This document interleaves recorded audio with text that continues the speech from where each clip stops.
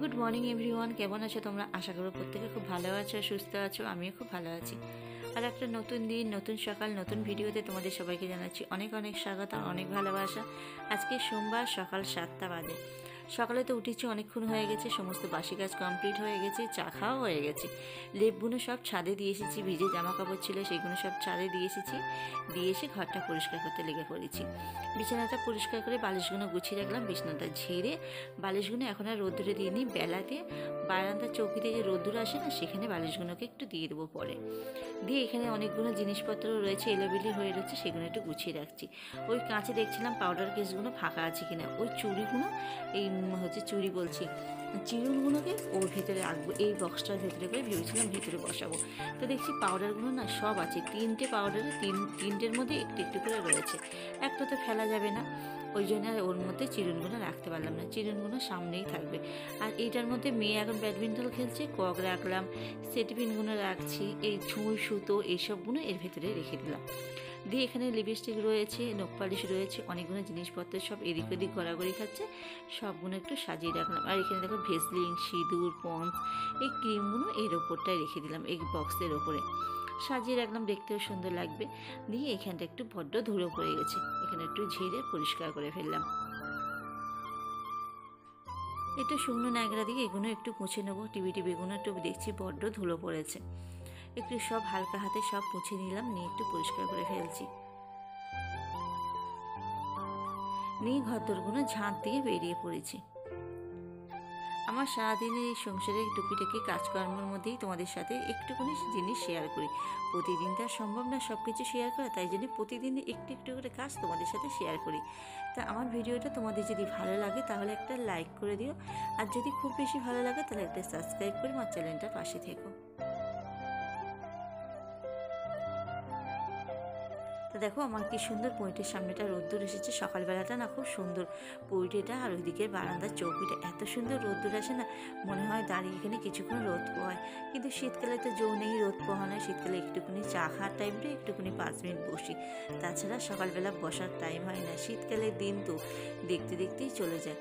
তা দেখো আজকে তো ঘরেতে একদম সবজি ছিল না, আলু ছিল না, সবই ফুরিয়ে গেছিলো। তা সকালবেলা বাবাকে দিয়ে বাজার করিয়ে নিয়েছি। 2 কেজি আলু আর একটু পেঁয়াজ, একটু আদা, টমেটো নিয়ে আসতে বলেছিলাম। কোনো সবজি আলু কিচ্ছু নেই ঘরে, তাই ওই জন্য নিয়ে এসেছে। তা আমি এখানে কি রান্না করবো ঠিক করতে পারছি না, কোনো সবজি নেই একটা। আর তোমাদের দাদাভাই তো কাজ নেই, 4-5 দিন বাড়িতে বসে রয়েছে না, আজকে প্রথম কাজে গিয়েছে, 4-5 দিন বাদে কাজ হয়েছে। ওই জন্যে কিচ্ছু কোনো হাট বাজারও করতে পারছে না, কোনো কিচ্ছু সবজি নেই ঘরেতে যে রান্না করবো। তাই সকালে বাবা একটু এনে দিল, তাই এইগুলো, তাই কি করবো ঠিক করতে পারছিলাম না। তাই ভাবলাম যে তাহলে এক তরকারি ভাত করবো, ডিমের ঝোল করে ফেলি। আলু সিদ্ধ ভাত দিয়েছি, আর ডাল রয়েছে। আর আজকে না দেখছি নতুন আলু নিয়ে এসেছে, আর নতুন আলুতে এত বালি না, নতুন আলু ধোয়া যায় না, 2বার করে ধুতে হয়েছে। আর ওই জন্যে না আজকে আর বটিতে কাটিনি, এত ঠান্ডা লাগছে, নিচে আর বসতে ইচ্ছা করছে না। ওই জন্যে দাঁড়িয়ে দাঁড়িয়ে এই থামের ওপরেই কেটে নিচ্ছি। চাকুতে ধারও কমে গেছে, একদম ধার নেই চাকুতে, জানো। ব্যবহার করা হয় না তো সেরকম, সব বটিতেই তো বেশি ব্যবহার করি। আর ব্যবহার জিনিস না করলেই তো ধার নষ্ট হয়ে যায়।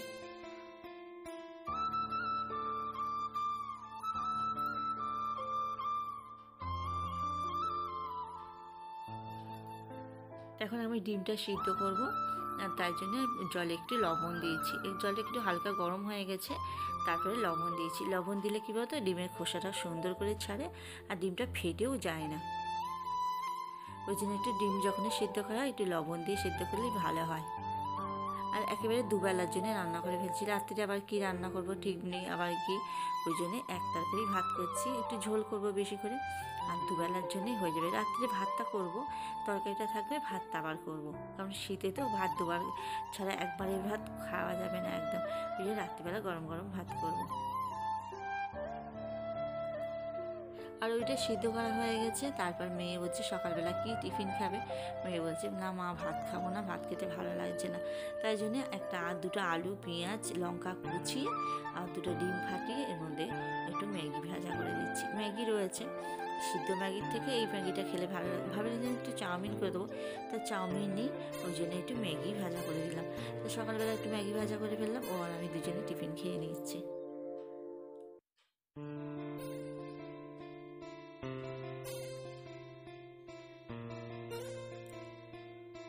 মধ্যে ডিম আলু সিদ্ধটা হয়ে গেছে। ডিমগুলোকে ঠান্ডা জলের মধ্যে বুড়িয়ে রেখেছি, রেখে এখানে একটু আর আমি সকালবেলা একটু টিফিন খাচ্ছি আর একটু রোদ পোহাইয়ে নিচ্ছি। আর এখানে দেখো পিছনে দেখো গামলার মধ্যে কত বোতল বার করেছি, সেই বোতল এর সব জল নিয়ে আসবো বলে। জল আনবো না, বোতলগুলো সব পরিষ্কার করবো বলে। জল সব একটু একটু জল ছিল, সেই জলগুলো সব ঢেলে ফেলেছি, ঢেলে ফেলে সব বোতলগুলো পরিষ্কার করবো। আর আমি বোতলে না কোনো আয়রন পাউডার বা অন্য কিছু দিয়ে পরিষ্কার করি না। বোতলে আমি ওই বাসন মাজে স্কচ ব্রাইট হয় না, অনেক দিন বাসন মাজতে মাজতে স্কচ ব্রাইটটা একদম নরম হয়ে যায়, সেইটা রেখে দিই ছিঁড়ে আধখানা। সেইটা বাসন মাজে একটু সাবান দিয়ে ওর ভেতরে স্কচ ব্রাইটটাকে ঢুকিয়ে দিলাম। এই দেখো স্কচ ব্রাইটটা এর ভেতরে ঢুকিয়ে দিই, আর এই কঞ্চিটা রেখে দিয়েছি। এই কঞ্চিটা বোতল পরিষ্কার হয়ে যায়, আবার আমি তুলে রেখে দিই। আবার যখন বোতল পরিষ্কার করি তখন কঞ্চিটাকে আবার নামিয়ে নিয়ে আসি। ওই কঞ্চি দিয়ে স্কচ ব্রাইটটা ভেতর দিয়ে একটু ডলে দিই। দেখো একদম পুরো নতুন বোতলের মতন একদম সে চকচক করছে, আর গন্ধটাও বেরোয় না। আর সঙ্গে সঙ্গে তো 2-3 বার করে ধুয়ে নিই, তারপরে আবার পরে ধুই। ওই একবারে ওই তখন ধুয়ে নিই। আবার দেখো ছাদে চলে এসেছি বোতলগুলো সব ধুতে। এবার ভালো করে একটু ধুয়ে একটু রোদ্দুরে রেখে দেবো না, ভিতর থেকে গ্যাসটা চলে যাবে। যে বাসন সাবান দিয়ে যে মাজলে যে খুব গন্ধ, সেই গন্ধটাও অতটা বেরোয় না। একটু রোদ্দুরে বসিয়ে রাখবো, একদম গন্ধ চলে যাবে। 2-4 ঘন্টা বাদেই আবার জল এনে খাওয়া যাবে। আর কলের জলে প্রচণ্ড আয়রন হয় তো, ওই জন্য না 2 দিন সপ্তাহের মধ্যেই বোতল পরিষ্কার করলে ভালো হয়। প্রতি সপ্তাহে যদি বোতল পরিষ্কার করি ভালো হয়, না হলে না সপ্তাহ গেলেই বোতল যদি একদম নোংরা ভর্তি হয়ে যায়, সেই বোতল আর খেতে ইচ্ছা করবে না।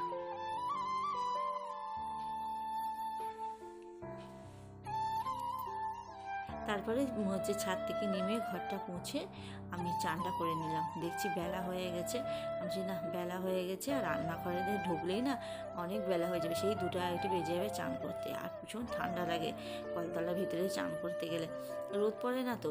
ওই জন্যে মনে করলাম যে না আগে চানটা করে নিই।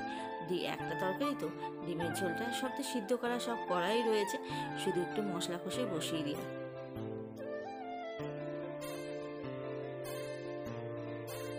আর এখানে একটু লবণ জল করছি। তোমাদের দাদাভাই বাড়িতে চলে এসেছে কাজের থেকে, জানো আজকেই 5 দিন বাদে কাজে গেল, আর আজকে শরীরটা প্রচণ্ড খারাপ করেছে, অতিরিক্ত গ্যাস অম্বল হয়েছে, ওই জন্য বাড়িতে চলে এসেছে। ওই জন্য আমি আবার একটু লবণ জল এখানে ওকে ফাটিয়ে দিলাম, দিয়ে একটু লবণ জল খাও। ও চান করতে গেছে, একটু লবণ জল করে রেখে দিলাম।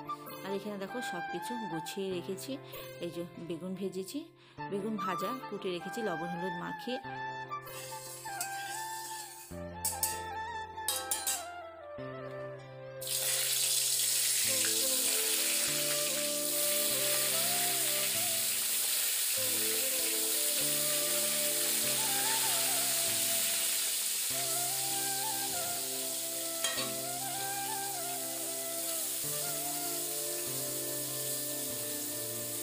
আর সব বেগুনগুলো না পোকা লাগা বেগুন, সব 2-3খানা বেগুন একদম বাদ দিয়ে এরকম ওইটুকুনি হয়ে গেছে। তা সাইডে সব বাদ দিয়ে সব ওই জন্যে একবারেই দিয়ে দিলাম। আর প্রথমবার যখন দিই তখন অনেকটা লাগে, তারপরে আবার 1 পিঠ ভাজা হয়ে গেলে না বেগুনগুলো সব চুপসে যায় তো, তখন অল্প হয়ে যায়, ওই জন্যে একেবারেই দিয়ে দিলাম সব। আর ওখানে ডিম ভাজা হয়ে গেছে, আলু ভাজা হয়ে গেছে, আর এখানে সমস্ত মশলা দিয়ে বেলা হয়ে গেছে অনেকটা, আমি তাড়াহুড়ো করে করছি। এখানে সমস্ত মশলা দিয়ে দিয়েছি, দিয়ে ডিম আলু একসাথে দিয়ে কষিয়ে নিচ্ছি।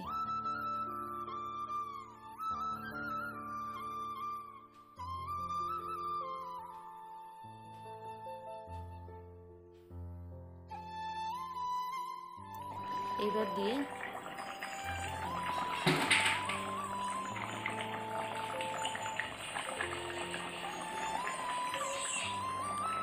চলো তোমাদেরকে একটা জিনিস দেখাই। এই দেখো আমি বাইরে উড়ন পাচ্ছি, তোমাদেরকে সেদিনকে বললাম না উড়ন পাতবো। তা দেখো এখানে এই দিদিটা পাশের বাড়ি, তা ওনাকে বলেছিলাম যে উনি উড়ন টুড়ন পাতলে না এই দিদি এসে পেতে দেয়।